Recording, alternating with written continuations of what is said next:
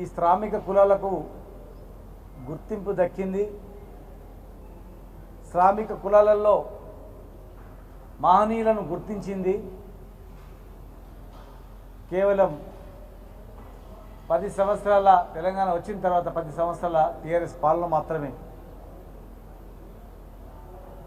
భగీరథ జయంతిని ఎన్నో సంవత్సరాలుగా అధికారికంగా చేయాలంటే అవహేళన చేసింది, అవమానపరిచింది. కానీ ఈరోజు జయంతిని అధికారికంగా జరుపుకోవడమే కాకుండా ముఖ్యంగా ఈ జాతిలో పుట్టినటువంటి మా బిడ్డలు, మా సగర్లు చెరువులు నిర్మించిండ్రు, బావులు తవ్విండ్రు, పెద్ద పెద్ద బిల్డింగ్లు కట్టిండ్రు. కానీ ఎప్పుడు కూడా బతుకులు బాగుపడలేదు, కనీసము రెస్పెక్ట్ కూడా లేకుండే. హైదరాబాద్లో ఈ ఆత్మ గౌరవ భవనాలు కట్టడం,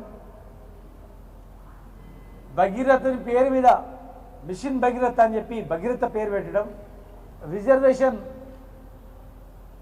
పనులలో రిజర్వేషన్ కలిగించడం, కోకపేటలో 200 ఎకరాల భూమి కేటాయించడం, ఎకరాకు ఈరోజు 100 కోట్లు ఉంది అంటే 2 ఎకరాల భూమి కేటాయించడం, ప్రతి జిల్లా హెడ్ క్వార్టర్లో మహబూబ్నగర్లో ఇంకా అనేక జిల్లాల్లో ఆత్మగౌరవ భవనాలు ఏర్పాటు చేసుకోవడం. మరి ఈరోజు అత్యంత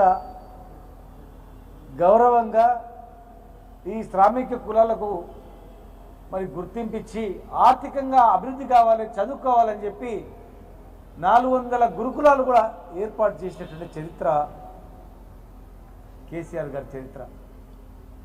తెలంగాణ ఉద్యమంలో కూడా మా సగర్లను జగద్గిరి గుట్ట దగ్గర దాదాపు 60 రోజులు రిలే నిరాదీక్ష చేసి తెలంగాణ ఉద్యమంలో కూడా పాల్పంచుకున్నటువంటి ప్రతి కులము, ప్రతి కులవృత్తి అంతరించకపోయినటువంటి కులవృత్తులను పునరుద్ధరణ చేసి వ్యవసాయంతో పాటు అనుబంధంగా ఈ వృత్తులు బాగుపడితేనే ఆత్మగౌరవం ఉంటుందని చెప్పి మరి ఆనాటివి గుర్తు చేసుకుంటూ మరి ఈరోజు అధికారంలోకి వచ్చే ముందు ఈ వృత్తి కులాలకు ఎన్నో చేస్తామని హామీలు ఇచ్చారు.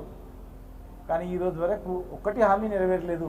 కనీసం జనాభాలోనైనా జనాభా లెక్కలైనా సరి చేస్తారంటే దాదాపు 6-7% తక్కువ చేసి చూపించడం.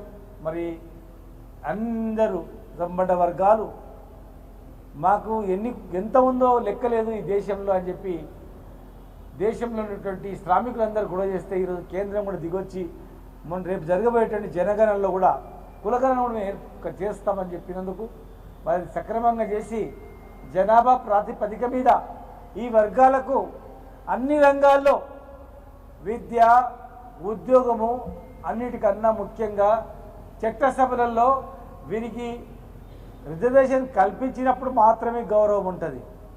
ఏదో అత్యధిక డబ్బులు కట్టేది వీళ్ళే, పనులు కట్టేది వీళ్ళే, వీళ్ళ పైసలు వీళ్ళకు 4 పైసలు ఇచ్చి ఇదే ఇష్టం అది చేసినాం కాదు. ఇలా చట్టసభలో రిజర్వేషన్ కలిగించాలా. మేము అధికారంలో ఏర్పడ్డ 6 నెలల్లోపే చట్టసభలో రిజర్వేషన్ ఇవ్వాలని చెప్పి పార్లమెంట్ కూడా పంపించడం జరిగింది. ఈరోజు కేంద్రం కూడా చట్టసభలో రిజర్వేషన్ ఇచ్చేటట్టు కూడా చర్యలు చేపట్టాలని చెప్పని, ఇవన్నీ ఐక్యంగా ఉండాలని చెప్పని మరొకసారి వారికి ఘనమైన నివాళులు అర్పిస్తూ జై భగీరథ, జై భగీరథ.